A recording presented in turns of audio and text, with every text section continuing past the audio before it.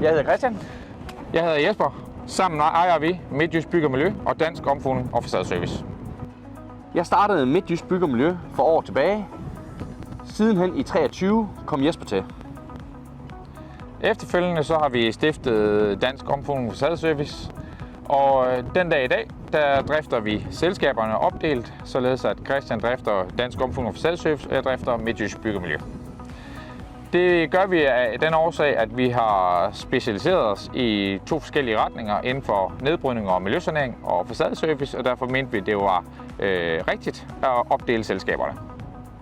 Selvom vi drifter hvert selskab opdelt, så sidder vi til hverdag på samme kontor, hvor vi ugentligt snakker om målsætninger og visioner for hver selskab, da det er vigtigt for os at sætte den rigtige retning for virksomhederne.